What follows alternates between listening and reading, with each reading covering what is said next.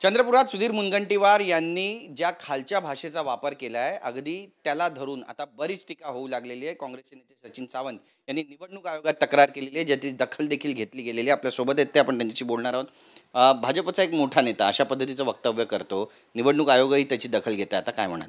नाही, त्यांची संस्कृती दर्शवते पहिली गोष्ट। आणि आता जी निवडणुकीमध्ये हार समोर दिसते त्यामुळे तोल ढळत चाललेला आहे। परंतु ज्या भाषेचा उपयोग करते ही इतक्या खालच्या पातळीची भाषा, महाराष्ट्राची तरी त्या ठिकाणी ओळख नाही आहे, ही कुठला संस्कृती आली।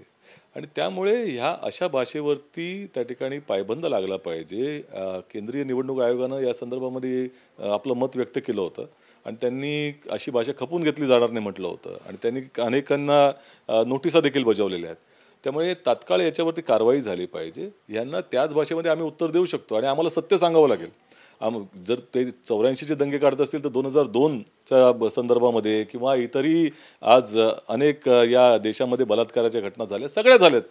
त्यामुळे ही भाषा जर तुम्हाला वापरायची असेल तर आम्हालाही वापरता येते, परंतु अशा भाषेवरती पायबंद लागला पाहिजे, ही आमची भूमिका आहे। आणि त्या दृष्टिकोनातून आम्ही निवडणूक आयोगाकडे तात्काळ तक्रार केली होती। मी जेव्हा झालं तेव्हाच त्यांचा व्हिडिओ पाठवून टॅग करून मी केलं होतं। आता त्याची दखल घेतलेली आहे। मला असं वाटतं की निवडणूक आयोगाने तात्काळ कारवाई करावी अशी जी आमची अपेक्षा त्यानुरूप ते करतील।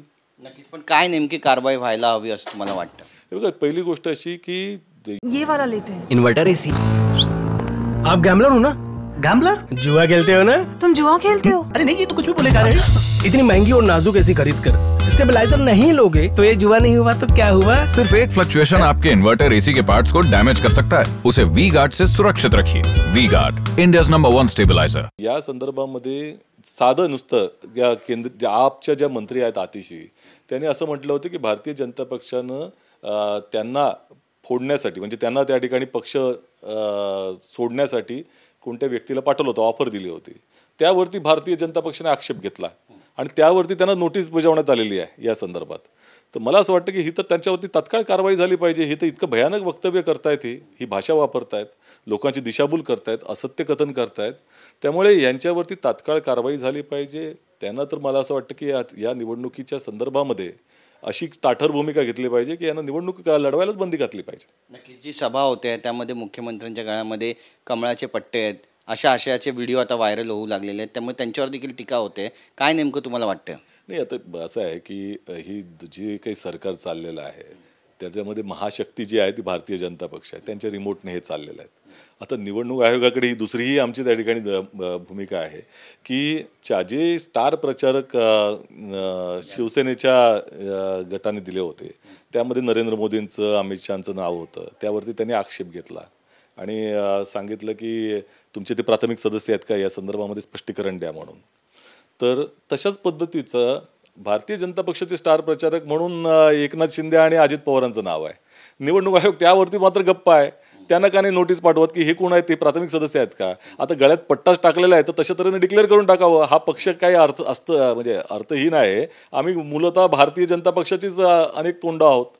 त्यामुळे हे जे चाललेलं आहे जनता पाहते आहे यांचे जे काही। शेवटचा प्रश्न आहे, मुंबई काँग्रेसमध्ये सगळं काही आलबेल आहे असं म्हणावं, कारण ज्या पद्धतीनं जागांचं वाटप झालं, काँग्रेसवरती अन्याय झाला, मुंबई काँग्रेसवर अन्याय झाला अशी एक भूमिका जी आहे किंवा अशी एक भावना आहे सर्व कार्यकर्त्यांमध्ये। वरच्या स्तराचे जे नेते आहेत, राज्यातले जे नेते आहेत, ते कुठेतरी दुर्लक्ष करतायत मुंबई काँग्रेसकडे। नाही, मी या संदर्भामध्ये अशी टिप्पणी किंवा अशा पद्धतीचं माझं मत नाही आहे। प्रश्न असा आहे की निश्चितपणे नाराजी होते किंवा जागा वाटपामध्ये कार्यकर्त्यांची इच्छा असतात आणि एकंदरच सगळ्यांनी मिळून लढायचं असेल तर त्या दृष्टिकोनातून जागा वाटप झालं पाहिजे अशी अपेक्षा त्या ठिकाणी होते। ती 4-2 झाल्यामुळं नाराजी साहजिक आहे, परंतु शेवटी महाविकास आघाडी म्हणून एकत्र आपल्याला लढायचं आहे। आणि सगळ्यात महत्त्वाचं म्हणजे भारतीय जनता पक्षाचा पराजय या देशहितासाठी आहे, देशासाठी आहे, लोकशाही वाचवण्यासाठी आहे। त्यामुळे आता जेव्हा वरना निर्णय झालेला आहे, हायकमांड निर्णय घेतलेला आहे, त्यानुसार आता पुढे आम्ही आता प्रचाराला लागू।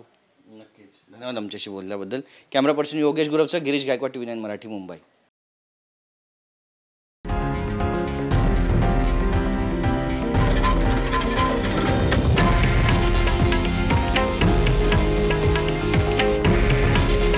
हे आहे देशातील नंबर 1 न्यूज नेटवर्क आणि आपण पाहत आहात TV9 मराठी। काळजी तुमची, हित महाराष्ट्राचं।